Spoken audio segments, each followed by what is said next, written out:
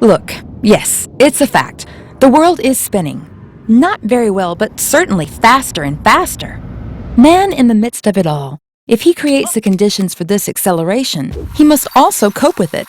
Let's take a closer look. So first, the Homo sapiens, nomadic and tribal. 190,000 years later, he evolves, settles down, and gets organized.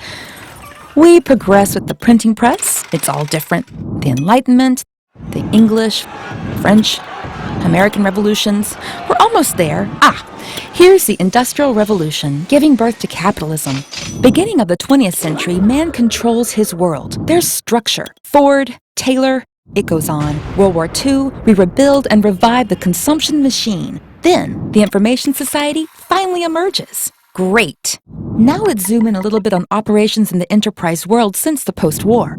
1945 to 1975, the glorious 30. A growing consumer society. All is well. This healthy capitalism is organized around very well-laid hierarchies. Vertical decision-making is the daily lot. We predict, plan, coordinate, and most of all, we speed up. Innovation is a useless risk. It's the volumes that create the margin. 1975 to 1995, the dangerous 20. Well, things get a tad more complicated. With the beginning of globalization, competition becomes fiercer. To have profit, differentiation becomes the second means to create margin after volume. To stand out, we innovate heavily and capture customers.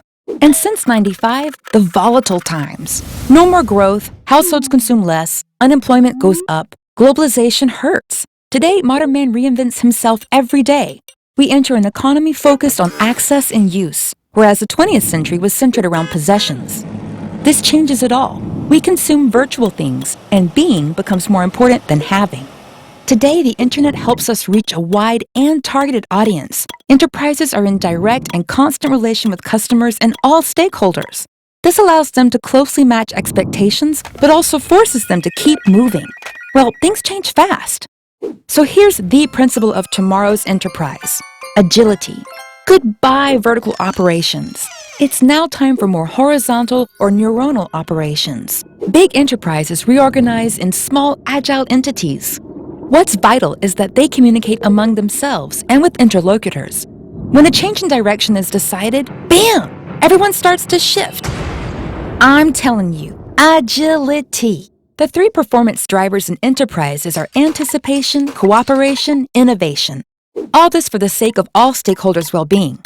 Anticipating means acting proactively, aware of risks, and mostly of consequences.